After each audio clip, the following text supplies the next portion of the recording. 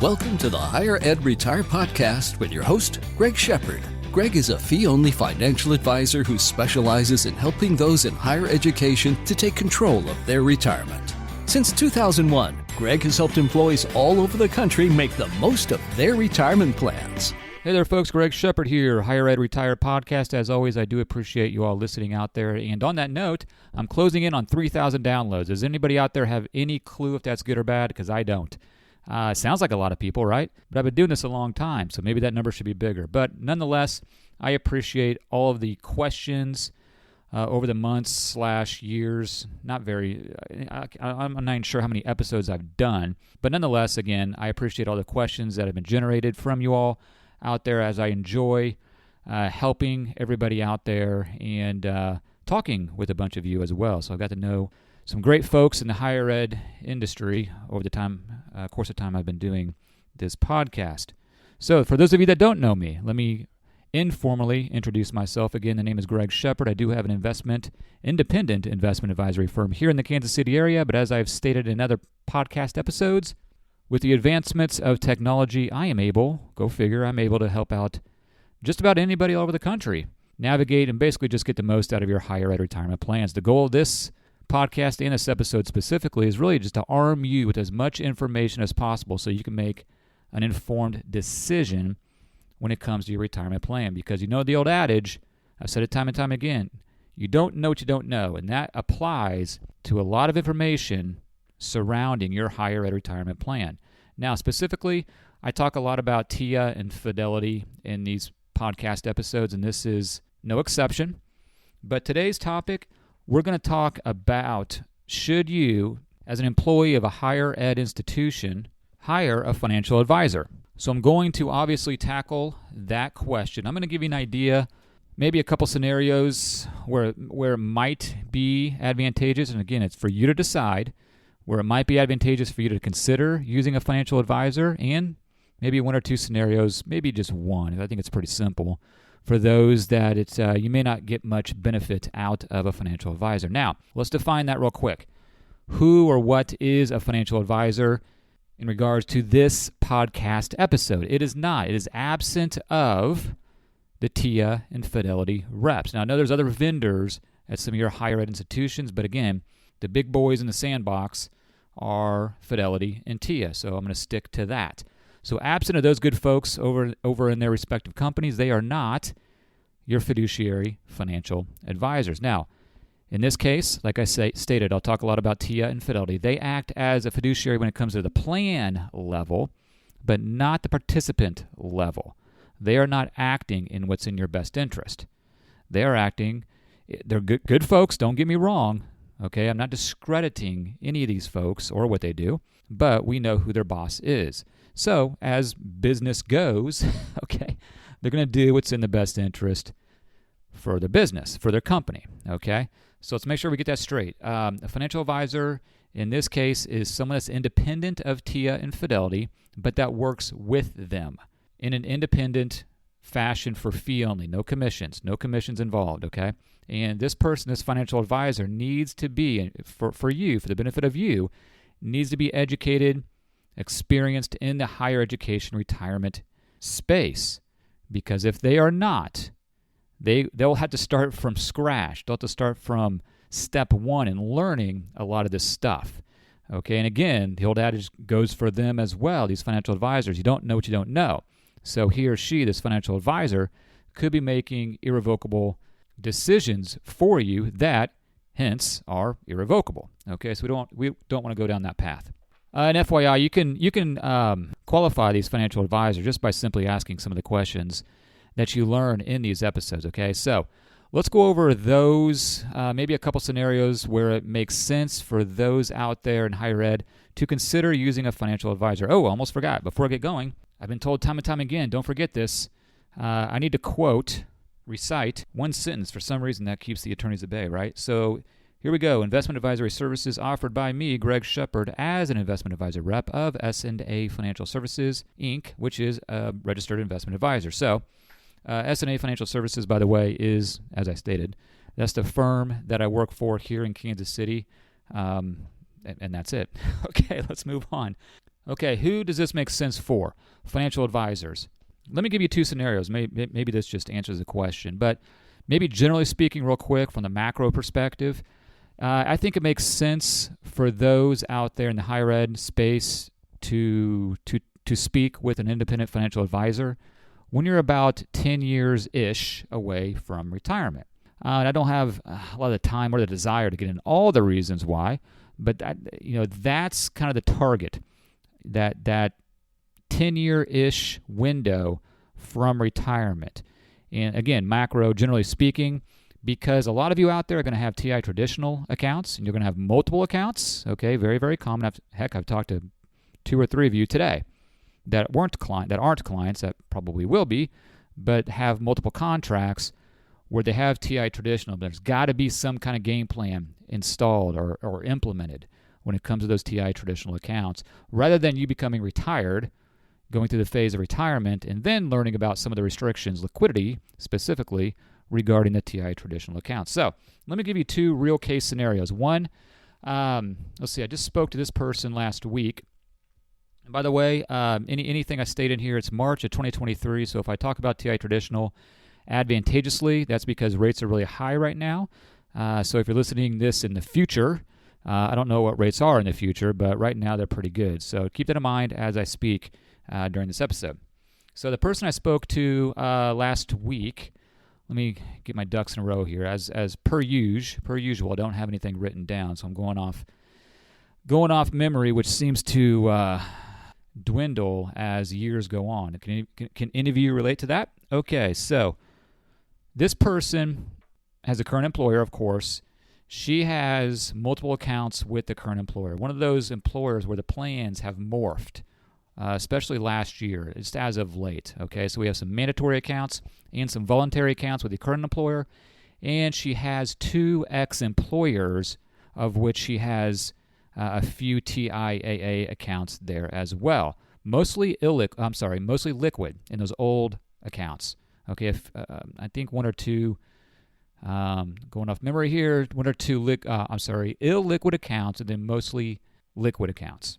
So without getting into a lot of details, she actually knows what she's doing. Okay, she is more advanced than most of the folks I talk to when it comes to this stuff. So we kind of bounced ideas off each other, and we ultimately went with a version of my game plan, which is the following. Okay, and then she did hire me as an advisor. So, and as she stated, she's married, and the husband is involved with this stuff. He's good at numbers and all that fun stuff, but he doesn't have a clue when it comes to her higher ed retirement plan, and she is basically alone. And dealing with TIAA, according to her, these are her words, is exhausting. Okay, and she knows that they don't act as her fiduciary. So it was advantageous for her to at least bounce ideas off of someone like myself, and honestly, it doesn't cost that much. Okay, so here we go. What we came up with in her situation was, I think it was advantageous. Again, don't you go out there and implement this strategy without talking to somebody, okay? So for the liquid money, let me preface this. What we're trying to do is find out how much she wanted in safe, air quotes here, safe fixed investments. That's where we started, okay? Because she has multiple contracts with her current employer where we can take advantage of new deposits going into that TI traditional. Okay, we're talking about some of the illiquid accounts, 6.25% on new contributions, and some of the liquid accounts, 5.25%, 5.5%. So how do we take advantage of that? Well, what we did is we decided how much she wanted in TI traditional accounts, right? And that answer, off the top of my head, I think it was like $150,000.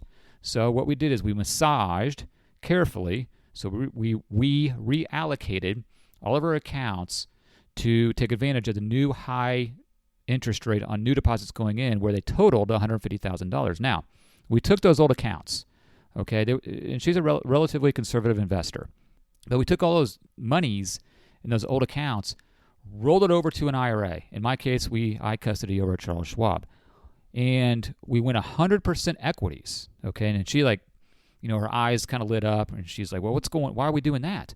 Well, the answer was we used those old accounts as equities, right?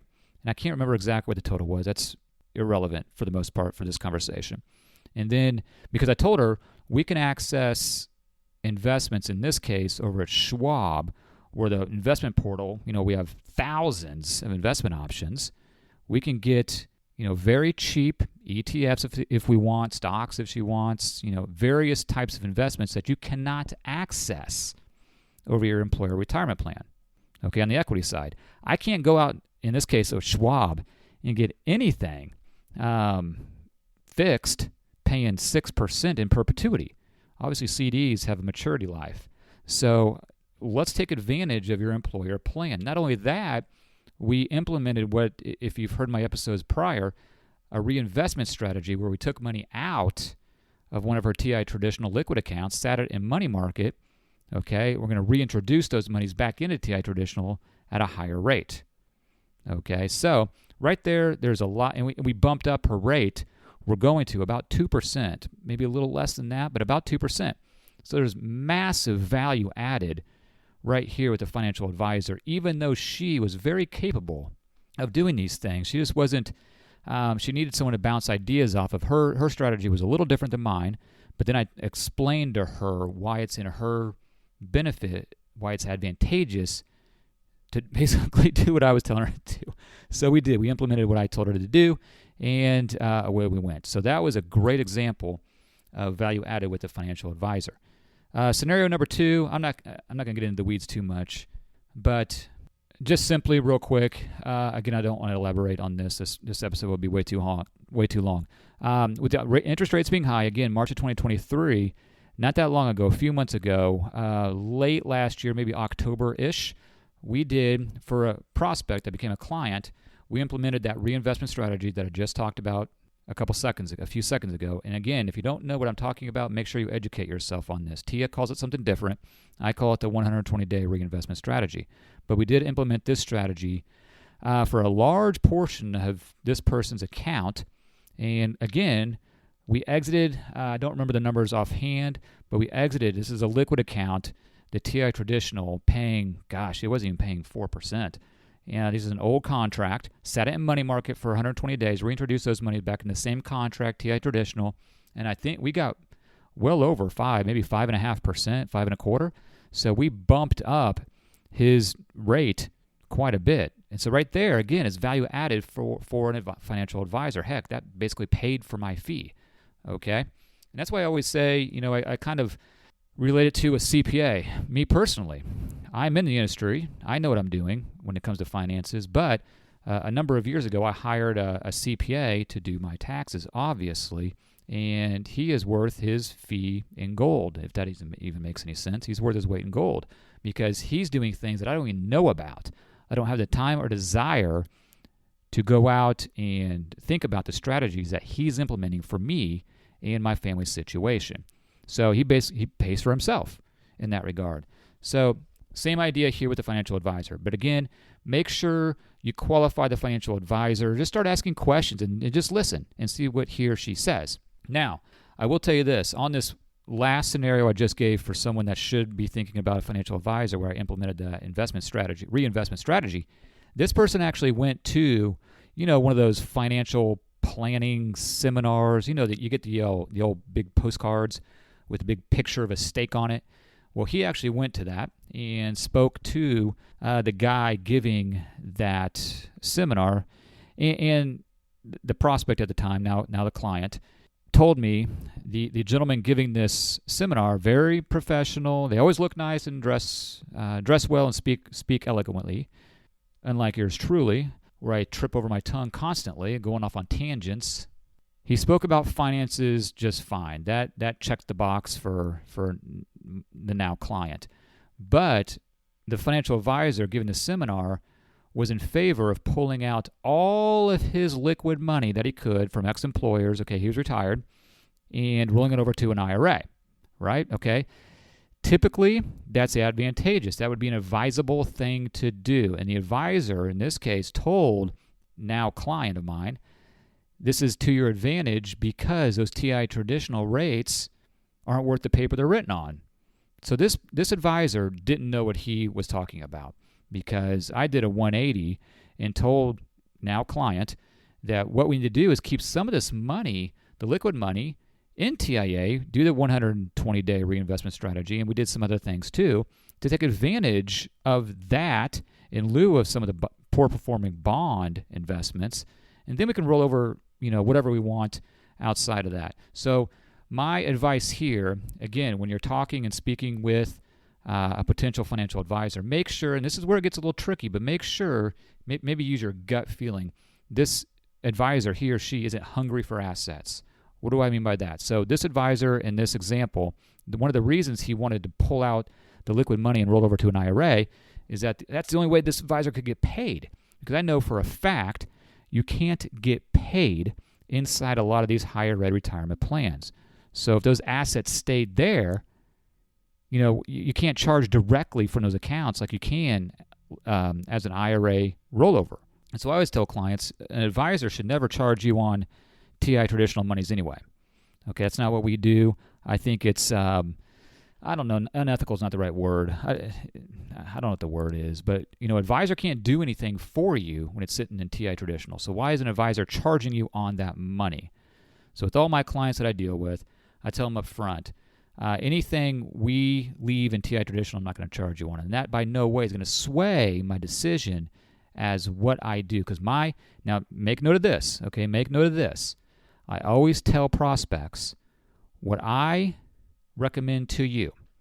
I need, as a fiduciary, I've got to justify my decisions, my recommendations to you and to me, okay? And also maybe most importantly to the SEC. If the SEC walks in this office, which they do, they give, audits of my firms like mine all over the country, I have to be able to justify as to why I did XYZ in Jane and John's account for the benefit of Jane and John, okay? And if I can't coherently give a good explanation as to why, I got a problem, okay? So I'm very careful when I make changes in people's accounts that I can justify to everybody as to why we're doing it. You can justify it in a number of different ways. Does putting you in a better position mean better investment products? Okay. Better service, different strategies. There's a few different ways you can define that. But it better not be, I made those recommendations pulling you out of like TI traditional and putting you over a rollover IRA so I could make money. Okay. So you need to be careful of those advisors that are hungry for assets. And that's hard to do. And I'd say the only way you can really figure that out is just asking questions, okay? Don't be afraid to ask questions. It's your money.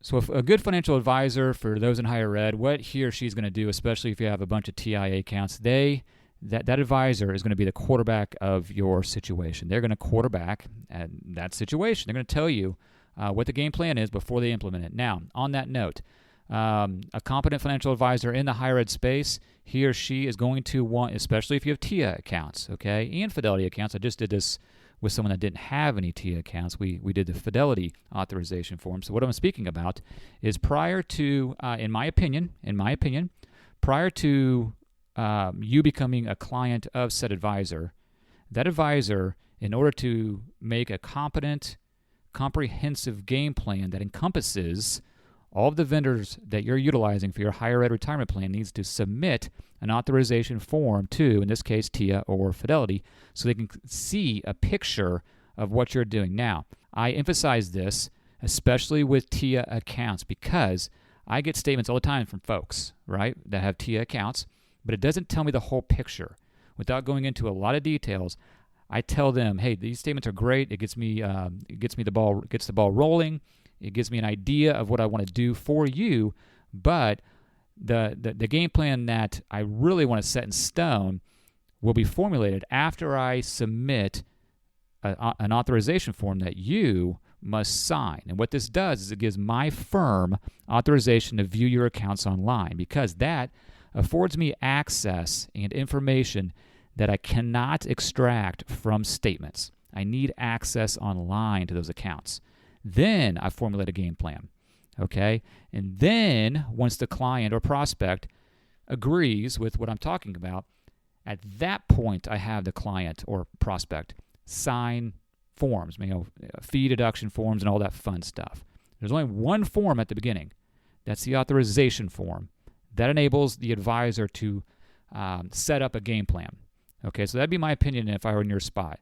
There's no reason to sign an agreement with any advisor prior to an actual game plan being set in place. Now, okay, I'm hemming and hawing here.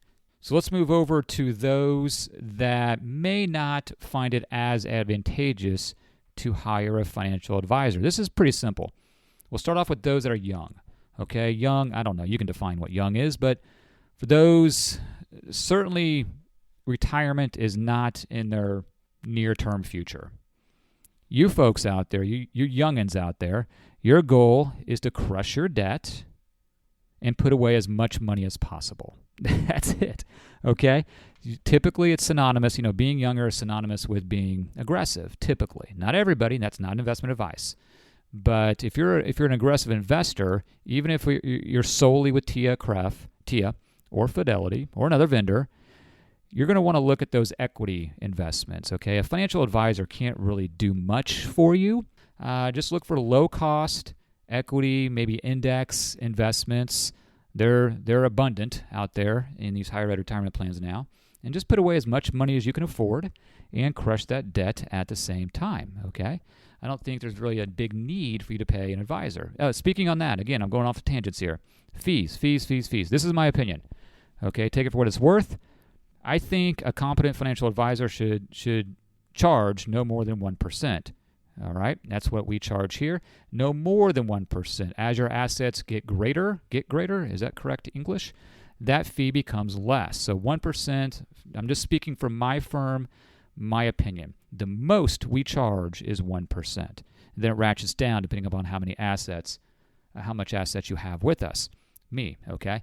So we make it as simple as possible. There's other ways other advisors charge in tiers, but we just keep it very, very simple. And again, I'll re-emphasize that I don't think a competent financial advisor should charge you on money held in TIAA traditional. Okay, now that we got that out of the way, so a person that may not find beneficial to hire a financial advisor, those that are young, and those that maybe just have a simple, and again, you have to define what simple is, a simple retirement plan. Maybe you just have Fidelity and that's it. Maybe you just have one 403B. You're retiring. You're going to take Social Security. Your spouse is retired. You're going to roll that account over to an IRA. Maybe you know what you're doing in that regard, and that's perfectly fine. Okay. Maybe not a huge need for a financial advisor. Really, again, a competent financial advisor is going to hold your hand, is going to be your quarterback through those latter years of employment, formulate a game plan, and then from the distribution phase, going to help you distribute those assets in the most tax advantageous way. So I did go a little long here. I do apologize, but I wanted to make sure I got everything in. I did kind of hem and haw and went off on different tangents. By all means, you're not alone. If you want to ask me questions, I am here to help you. I've had 2 Zoom meetings today. I'm very honest here. I don't think either person is going to become a client, which is perfectly fine. They just needed some questions answered, and that's why I do this. So don't be bashful in reaching out and having someone help you absent of TIAA and Fidelity reps. Easiest way to get hold of me is my email. Email is greg@shepardfinancial.com. Shepard is spelled SHEPARD. And that's all I got today, folks. As always, go out there and take control of your retirement today. Take care. Bye-bye. Thanks for listening to the Higher Ed Retire Podcast. Just because this episode is over doesn't mean you can't continue your retirement journey. Please visit www.higheredretire.com to see how you can work with Greg or to simply ask him a question. Thanks again.